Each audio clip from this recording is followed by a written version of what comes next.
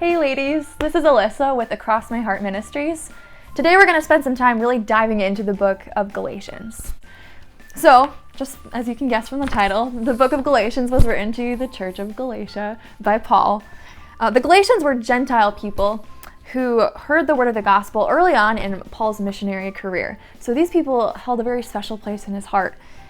We're first introduced to them in Acts, but not a whole lot is said about them. But we do know that Paul thinks of them very dearly. He even calls them his little children. He calls them by this term of endearment in Galatians 6:19. So why was the book of Galatians written? Why did Paul feel the need to write this letter to this specific church? After Paul's initial greeting, just like he starts off in all of his epistles, he transitions very quickly into a different kind of language, and he says, "I am astonished that you are so quickly deserting the one who called you to live in the grace of Christ and are turning to a different gospel, which is really no gospel at all." And the shift in language from his initial greeting to this admonition is really startling. This is different than almost all of his other epistles. Like in Romans or Philippians or Corinthians, his language continues in the same way. The greeting warm, he thanks God for these churches and how they're a blessing to him. But in Galatians, he makes this really quick shift to admonishing the church. And some people think that this seems like contradictory, asking or extending grace to them and then quickly changing to admonishing them. But if you look into the context of what Paul is actually admonishing them into, you can see that his harsh words, his severe words, are actually just emphasizing his desire for the Galatians to experience this grace.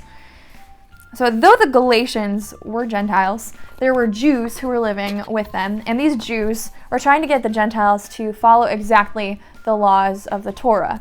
And one specific law would be circumcision. And the Gentiles, these Galatians, were following these Jews and falling into believing that they had to follow every specific law from the Torah. And Paul's claim to these people is that salvation doesn't come through what we do, it comes through faith alone. If our salvation comes through faith, then what is the purpose of the Torah, the law? Why do we have all these 5 books, the Pentateuch?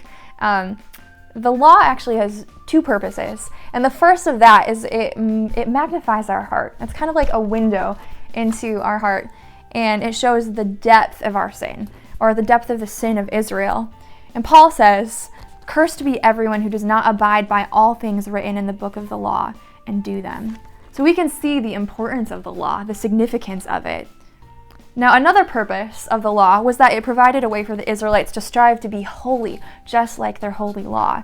They're sinful on their own, but this kind of provides parameters, guidelines for them to become more like their God. But that curse that we just mentioned, that Paul said, how is that curse dealt with? Well, Jesus redeemed us from that curse when he was crucified. And we read in the scriptures that cursed is everyone who hangs on a tree. So he took the curse so that the blessing that was given to Abraham in Genesis comes to the Gentiles as well. And there's nothing that can be done as to stand before righteous people, before our holy God. Not even if we could follow every single one of those laws that we find in the Torah. We're justified by faith through Christ's work on the cross. And understanding that brings grace and freedom, which are really the 2 major themes of the book of Galatians. Paul says that for freedom, Christ has set us free. But if living according to the laws of the Torah, of the Pentateuch, if that's not a requirement, how do we achieve holy living? How does anyone have the desire to live in a holy way if we're living under freedom? Well, an important distinction that has to be made is that as Christians, we're freed from sin, but we're not freed to sin. And that makes all the difference. Paul's answer to this question is that Christians are to live in step with the Spirit, and that brings about the fruits of the Spirit as he does his refining work, his sanctifying work in our hearts. And that now is what brings about holy living in our hearts, a desire to pursue God's ways. A heart that's been saved by the power of the gospel will be transformed by the Spirit to become more and more like him. So how does this apply to us? This book that was written to the Galatians, it's not addressed to us, but it is God's inspired word for us. So what do we do with it? Well, as we read through the book of Galatians, I just have a couple of questions that I want you to ask yourself so that you can really direct your focus as you're reading through this.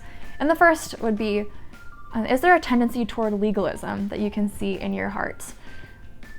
Or do you have a tendency toward living as though we're freed to sin rather than freed from sin? Examine your heart and let God's word illuminate the ways in which He wants you to live as though you've been freed from sin by Christ's redemptive power. And that wraps up our little discussion about the book of Galatians.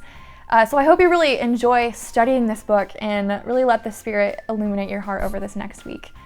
But we'll be back next week with Emery to discuss and really dive into the book of Ephesians.